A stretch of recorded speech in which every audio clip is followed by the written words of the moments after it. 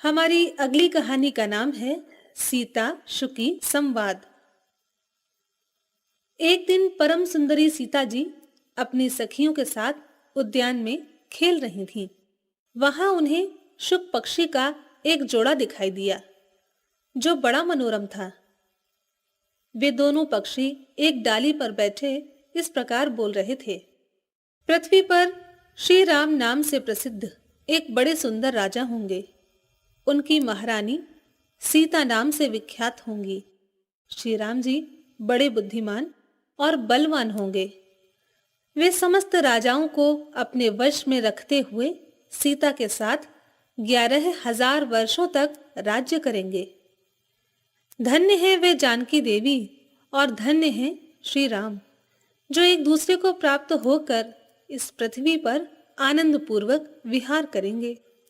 उनको ऐसी बातें करते देख सीता जी ने सोचा, ये दोनों कदाचित मेरे ही जीवन की मनोरम कथा कह रहे हैं। इन्हें पकड़कर सभी बातें पूछूं।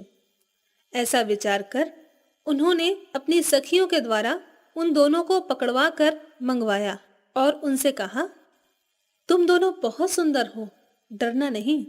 बताओ तुम लोग कौन हो और कहां से आए हो? ये राम कौन है और सीता कौन है?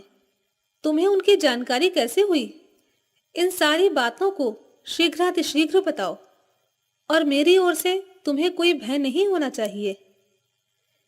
सीता जी के इस प्रकार पूछने पर उन पक्षियों ने कहा, देवी, वाल्मीकि नाम से प्रसिद्ध एक बहुत बड़े महर्षि हैं जो धर्मज्ञों में श्रेष्ठ माने जाते हैं।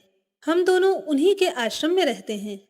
महर्षि ने रामायण नामक एक महाकाव्य की रचना की है जो सदा ही मन को प्रिय जान पड़ता है। उन्होंने शिष्यों को उसका अध्ययन कराया है तथा प्रतिदिन वे संपूर्ण प्राणियों के हित में संलग्न रहकर उसके पद्यों का चिंतन किया करते हैं। उसका कलेवर बहुत बड़ा है। हम लोगों ने उसे पूरा पूरा सुना है। बारंबार उसका गान तथा पाठ सुनने से हमें भी उसका अभ्यास हो गया है। राम और सीता कौन है यह हम बताते हैं तथा इसकी सूचना भी देते हैं कि श्री राम के साथ क्रीड़ा करने वाली जानकी के विषय में क्या क्या बातें होने वाली हैं। तुम ध्यान देकर सुनो। महर्षि ऋष्यशृंग के द्वारा कराए हुए पुत्रेष्टि यज्ञ के प्रभाव से भगवान विष्णु, राम, लक्ष्मण, भरत, शत्रुघ्न ये 4 शरीर धारण करके प्रकट होंगे। देवांगनाएं भी उनकी उत्तम कथा का गान करेंगी। श्री राम महर्षि विश्वामित्र के साथ भाई लक्ष्मण सहित हाथ में धनुष लिए मिथिला पधारेंगे। वहां वे एक ऐसे धनुष को जिसे कोई दूसरा उठा भी न सकेगा तोड़ डालेंगे और अत्यंत मनोहर रूप वाली जनक किशोरी सीता को अपनी धर्म पत्नी के रूप में ग्रहण करेंगे। फिर उन्हीं के साथ श्री राम जी अपने विशाल साम्राज्य का पालन करेंगे। ये तथा और भी बहुत सी बातें जो वहां रहते समय हमारे सुनने में आई हैं, हमने संक्षेप में आपको बता दी हैं। अब हम जाना चाहते हैं, हमें छोड़ दो। कानों को अत्यंत मधुर प्रतीत होने वाली पक्षियों की ये बातें सुनकर सीता जी ने उन्हें मन में धारण कर लिया और पुनः उनसे इस प्रकार पूछा, राम कहाँ होंगे? किसके पुत्र होंगे? और कैसे वे दूल्हा वेश में आकर जानकी को ग्रहण करेंगे? तथा मनुष्यावतार में उनका श्री विग्रह कैसा होगा? उनके प्रश्न को सुनकर शुकी मन ही मन जान गई कि ये ही सीता हैं। उन्हें पहचान कर वह सामने आकर उनके चरणों में गिरकर बोली, श्री राम का मुख कमल की कली के समान सुंदर होगा। नेत्र बड़े बड़े और खिले हुए पंकज की शोभा को धारण करने वाले होंगे। नासिका ऊंची, पतली तथा मनोहारिणी होगी। दोनों भौवें सुंदर ढंग से मिली होने के कारण मनोहर प्रतीत होंगी। गला शंख के समान सुशोभित और छोटा होगा। वक्षस्थल उत्तम, चौड़ा और शोभा संपन्न होगा। उसमें श्रीवत्स का चिन्ह होगा। सुंदर जांघों और कटिभाग की शोभा से युक्त दोनों घुटने अत्यंत निर्मल होंगे, जिनकी भक्तजन आराधना करेंगे। श्री राम जी के चरणार बिंद भी परम शोभा युक्त होंगे और सभी भक्तजन उनकी सेवा में सदा संलग्न रहेंगे।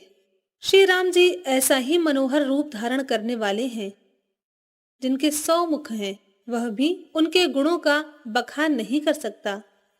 फिर हमारे जैसे पक्षी की क्या बिसात है।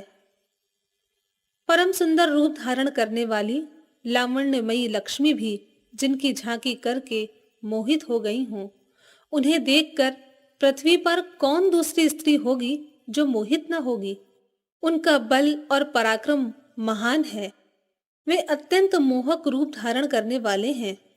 मैं श्री राम का वर्णन कहाँ तक करूं। वे सब प्रकार के ऐश्वर्यमय गुणों से युक्त हैं। परम मनोहर रूप धारण करने वाली वे जानकी देवी धन्य हैं, जो श्री राम जी के साथ हजारों वर्षों तक प्रसन्नता पूर्वक विहार करेंगी। परंतु सुंदरी, तुम कौन हो? तुम्हारा नाम क्या है, जो इतनी चतुरता और आदर के साथ श्री राम के गुणों का कीर्तन सुनने के लिए प्रश्न कर रही हो? शुक की ये बातें सुनकर जनक कुमारी सीता अपने जन्म की ललित एवं मनोहर चर्चा करती हुई बोली, जिसे तुम लोग जानकी कह रहे हो, वह जनक की पुत्री मैं ही हूं। मेरे मन को लुभाने वाले श्री राम जब यहाँ आकर मुझे स्वीकार करेंगे, तभी मैं तुम्हें छोड़ूंगी, अन्यथा नहीं। क्योंकि तुमने अपने वचन से मेरे मन में लोभ उत्पन्न कर दिया है। अब तुम इच्छा अनुसार खेल करते हुए मेरे घर में सुख से रहो, मीठे मीठे पदार्थ भोजन करो। यह सुनकर शुकी ने जानकी से कहा, साध्वी, हम वन के पक्षी हैं, पेड़ों पर रहते हैं, सर्वत्र विचरा करते हैं। हमें तुम्हारे घर में सुख न मिलेगा। मैं गर्भिणी हूं, अपने स्थान पर जाकर बच्चे पैदा करूंगी, उसके बाद फिर तुम्हारे यहाँ आ जाऊंगी। उसके ऐसा कहने पर भी सीता जी ने उसे नहीं छोड़ा। तब उसके पति शुक ने विनीत वाणी में उत्कंठित होकर कहा, सीता, मेरी सुंदरी भार्या को छोड़ दो, इसे क्यों रख रही हो? शोभने, यह गर्भिणी है, सदा मेरे मन में बसी रहती है। जब यह बच्चों को जन्म दे लेगी, तब मैं इसे लेकर तुम्हारे पास आ जाऊंगा। शुक के ऐसा कहने पर जानकी जी ने कहा, महामते, तुम आराम से जा सकते हो, किंतु तुम्हारी यह भार्या मेरा प्रिय करने वाली है। मैं इसे अपने पास बड़े सुख से अपनी सखी बनाकर रखूंगी। यह सुनकर पक्षी दुखी हो गया। उसने करुणायुक्त वाणी में कहा, योगी लोग जो बातें कहते हैं वे सत्य ही है। किसी से कुछ न कहे, मौन होकर रहे, नहीं तो उन्मत्त प्राणी अपने वचन रूपी दोष के कारण ही बंधन में पड़ता है। यदि हम लोग इस पेड़ पर बैठकर वार्तालाप न करते होते तो हमारे लिए यह बंधन न प्राप्त होता, इसलिए मौन ही रहना चाहिए था। इतना कहकर पक्षी पुनः बोला, सुंदरी, मैं अपनी इस भार्या के बिना जीवित नहीं रह सकता, इसलिए इसे छोड़ दो।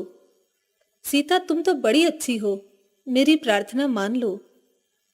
इस तरह नाना प्रकार की बातें कहकर उसने समझाया, परंतु सीता जी ने शुकी को नहीं छोड़ा। तब शुकी ने पुनः कहा, सीता, मुझे छोड़ दो, अन्यथा मैं तुम्हें शाप दे दूंगी। सीता जी ने कहा, तुम मुझे डराती धमकाती हो, अब तो मैं तुम्हें और भी न छोड़ूंगी। तब शुकी ने क्रोध में और दुख में आकुल होकर जानकी जी को शाप दे दिया। अरे, जिस प्रकार तू मुझे इस समय अपने पति से विलग कर रही है, वैसे ही तुझे भी स्वयं भी गर्भणी अवस्था में श्री राम से अलग होकर रहना पड़ेगा।